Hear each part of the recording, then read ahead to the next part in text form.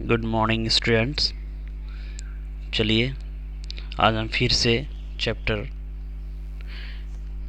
From the diary of Anne Frank को start करते हैं ना। जहाँ हम कल छोड़े थे उसको आज फिर से स्टार्ट करते हैं। आइए देखते हैं अब क्या हुआ। जब वो मॉन्टेसरी स्कूल में पढ़ने लगी नर्सरी क्लास में, और उस छठे साल में जब वो स्कूल से निकली तो उसके और मिस्टर क्यूप्रस, जो उसकी मिसेस क्यूप्रस, जो उसकी हेड मिस्ट्रेस थी, दोनों के आई में क्या था, टीयर्स था। दोनों एक दूसरे से विदा हो रहे थे। अब उसके बाद उसकी क्या हुआ कि 1941 में उसकी दादी माँ, ग्रैंड माँ, बीमार पड़ गई। ठीक है, बीमार पड़ने के बाद जो उसका बर्थडे उसी टाइम आया, तो बर्थडे वो नहीं मना पाई अपना, और जनवरी 1942 में उसकी दादी माँ का डेथ हो गया। अब उसका अगला भी बर्थडे जो 1942 का था वो भी छोटा सा सेलिब्रेशन के साथ गुजर गया, सिर्फ कैंडल जलाए गए उसके बर्थडे में, है ना। नेक्स्ट आते हैं। अब इसमें दो ओरल कॉम्प्रिहेंशन चेक है। पहला है, why does Anne provide a brief sketch of her life.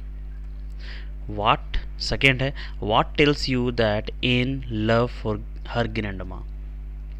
अब ये दोनों सवाल जो है, एक तो ये है कि क्यों एन अपनी ब्रीफ स्केच लाइफ का प्रोवाइड किए, क्यों अपनी लाइफ का जो विस्तृत रूप में अपने जीवन को इस डायरी में दिखाई है।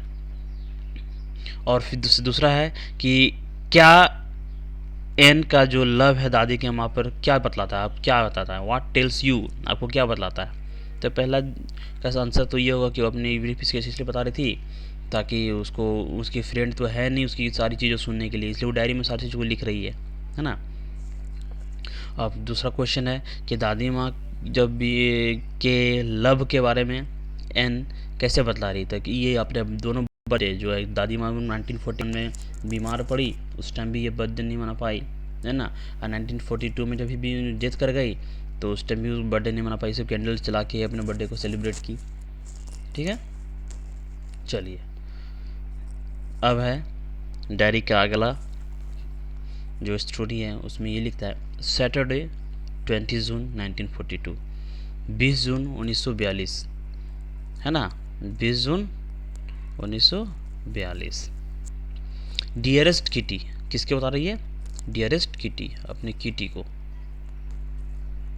ठीक, किटी कौन है यहाँ पे, उसका diary. Our entire class is quaking in its boots. The reason, of course, is the forthcoming meeting in which the teacher decided who will move up to the next form and who will be kept back. Half the class is making bets. GN and I laugh ourselves silly at the two boys behind us, CN and Jax, who have stuck their entire holiday shaving on their bed. From morning to night it's you are going to pass. No, I am not. Yes, you are. No, I am not. Even G. Pleading glances and my angry outburst can't claim them down. If you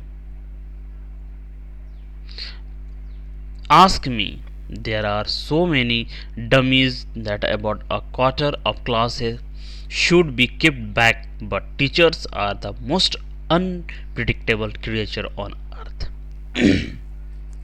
इसमें बतला ये रहा है कि अपनी diary में ये लिख रही है वो कि अब हमारा जो ये क्लास था पूरा क्वैक कर रहा था अपने बूट से, अपने जूते से पैर हिला हिला के, टेंशन में सारे लोग थे। मतलब यहाँ पर है ये स्टेटमेंट बतला रहा है, हम सब क्या इसमें थे, टेंशन में थे, क्वैक, टेंशन में थे, है ना।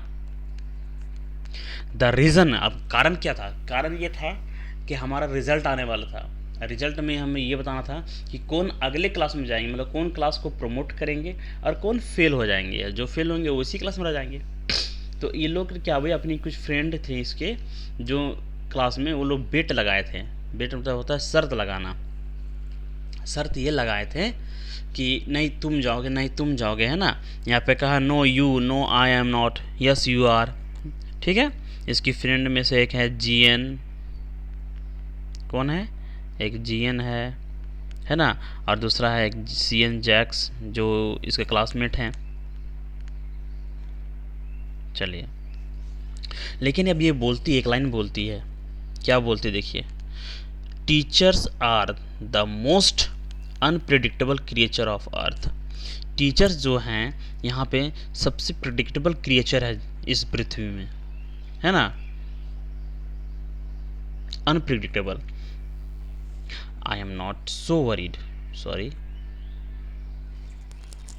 I am not so worried about my girlfriend and myself. We will make it. The only subject I am not sure about the maths anyway. All we can do is wait. Until then, we keep telling each other not to lose heart. I get along pretty well with all my teachers. There are 9 of them, 7 men, 2 women. Mr. Kissing, the old fogy who teaches math, was annoyed with me for ages because I talked so much.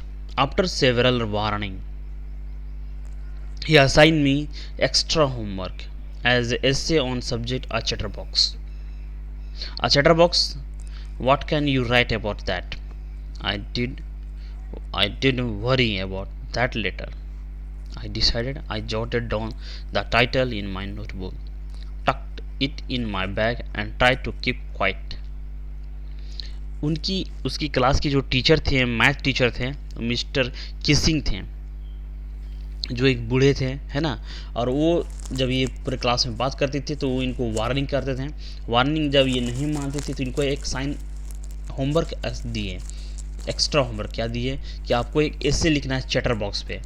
जैसे आप भी class में हल्ला करते हैं तो जब teacher की बात नहीं मानते हैं तो टीचर आपको देता है ना होमवर्क, तो यहाँ पे एक होमवर्क मिला चैटर बॉक्स। अब इसे ये पता नहीं था चैटर बॉक्स क्या है क्या नहीं लिखना है, हमें भी नहीं पता, आपको नहीं पता चैटर बॉक्स क्या है, मतलब बतूनी बात करने वाला, है ना। अब इस पे ऐसे लिखना है। चुपचाप वो क्या की अपने नोटबुक में उसको लिखी, उतारी होमवर्क और अपने बैग को पैक की, है ना, और शांति से बैठ गई। दैट इवनिंग, उस शाम, घर आने के बाद उस शाम, after I did finish the rest of my homework, मैं अपनी सारी होमवर्क कंप्लीट करने के बाद, the note about the essay caught my eye, जो एसे था होमवर्क में वो उसकी तरह मेरी आंख गई। I began thinking about the subject while chewing the tip of my fountain pen. Anyone could ramble on and leave big spaces between the words, but the trick was to come up with a convenience arguments to prove the necessity of talking. I thought, and suddenly I had an idea. I wrote the 3 pages Mr. Kissing had assigned me, and I was satisfied. I argued that talking is the student trait and that I would do my best to keep it under control.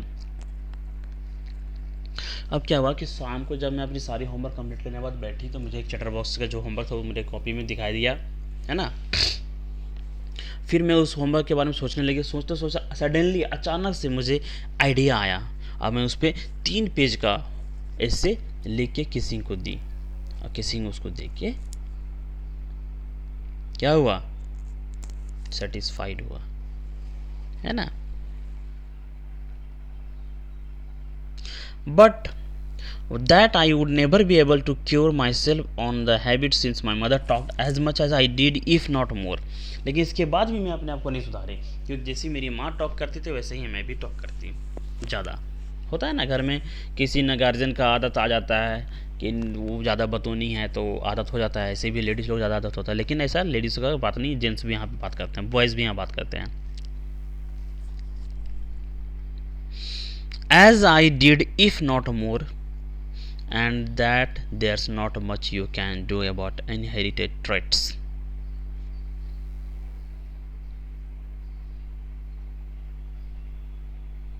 Inherited traits मतलब क्या हुआ, अपने parents, अपने माता पिता से उसको मिली हुई आदत, है ना। मिस्टर किसिंग, नेक्स्ट पैराग्राफ में, mister Keesing had a good laugh at my argument. जो मेरे आर्ग्यूमेंट लिखे हुए थे ऐसे में, उस पर मिस्टर किसिंग ने एक अच्छी हंसी हंसी। But when I was proceeded to talk my way through the next lesson, he assign me a second essay. फिर मैं अगले क्लास में फिर से मैं जब बात करने लगी तो मुझे फिर से एक होमवर्क मिला, ऐसे मिला। This time it was suppose to be on an incorrigible chatterbox. अब इस टाइम टाइटल क्या मिला? इनकॉरिजेबल। इनकॉरिजेबल मतलब क्या था? जो bad thing, bad quality, usually क्या है वो गंदी आदतें वो चटरबॉक्स का। आई हैंडेड इट इन, मुझे उसको मिला homework. Mister Keesing had nothing to complain about for 2 whole lesson. However, during the 3rd lesson, he had finally had enough. Anne Frank, as a punishment for talking in class, write an essay entitled "Quack Quack Quack Quack," said Mr. Chatterbox. जब फिर से मैं बात करना शुरू की, मैं फिर से उसकी होमवर्क कंप्लीट करने के बाद फिर से बात करने लगी, तो इस टाइम मिस्टर किसिंग को गुस्सा आया और उसने फिर से एक ऐसे मुझे दिया जिसमें अब इस बार टाइटल था quack quack quack said mister chatterbox. हम क्वैक क्वैक करते हैं ना, बात करते हैं लगातार जैसे बतख की तरह, है ना। द क्लास रोड, अब क्लास पूरी तरह रोड हो गया। I had to laugh too, मैं भी हंसने लगा। I did nearly exhausted my ingenuity on the topic of Chatterbox. It was time to come up with something else, something original.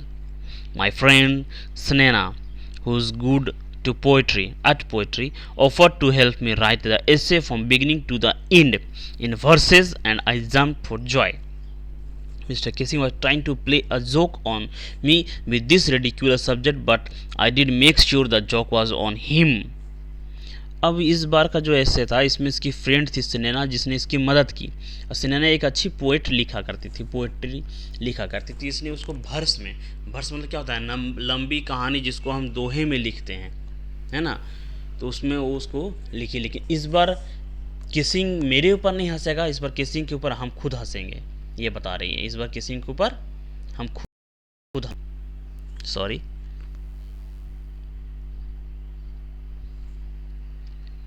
I finish my poem.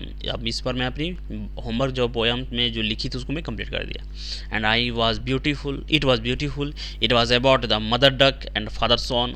They are 3 baby duckling who were beaten to death by the father because they quack too much. अब इस बार जो मैं story लिखी, इस बार जो मैं ऐसे लिखी एक पोएम के रूप में था, उसमें क्या लिखी, एक फादर डक था, है ना, सॉरी एक मदर डक थी और एक फादर सॉन था, ठीक है, विथ 3 baby, जिसके 3 baby थे डकलिंग, हु वेयर जो मारते, beaten to death by the father, पिता के द्वारा पिटने से मृत्यु हो गई, because they quack too much, क्योंकि वो ज़्यादा क्वैक कर रहे थे। Luckily mister Keesing took the joke the right away. इस बार मिस्टर किसिंग ने इस मजाक को सही वे में लिया। He read the poem to the class, ये पूरी कविता को पूरी क्लास में पढ़ के सुनाए। एडिंग हिज ओन कमेंट्स, इसमें अपनी भी कमेंट्स इसमें ऐड किए। And to several other classes as well, और दूसरे क्लास में भी ऐसा ही किए। सिंस देन, उस समय से, I have been allowed to talk, हमें अलाउ कर दिया बात करने के, and haven't been assign any extra homework, मुझे उसके बाद कभी भी एक्स्ट्रा होमवर्क नहीं मिला।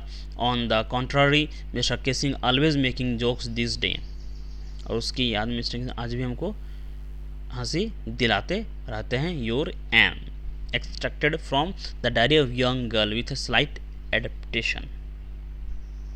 ओके, अब ये क्या हुआ, मिस्टर किसिंग जब इस होमवर्क को पूरी क्लास में पढ़ के सुनाए, उसके बाद उसको अलाउ कर दिया बात करने के लिए।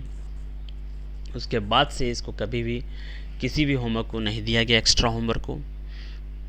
ये बातें आज भी एन को याद दिलाती है और गुदगुदी होती है। जैसे हम भी अपने कोई भी पास्ट बात स्कूल के लाइफ में को याद करते हैं तो कभी हंसते हैं, मन में मुस्कुराते हैं कि क्या वो लाइफ था, वैसे ही एन के लाइफ में भी था।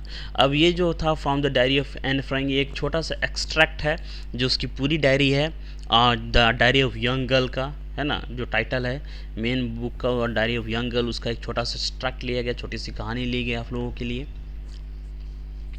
ठीक है। अब इस कहानी को अच्छे से पढ़िए एक बार और उसके सारे क्वेश्चंस का होमवर्क कीजिए। ओके।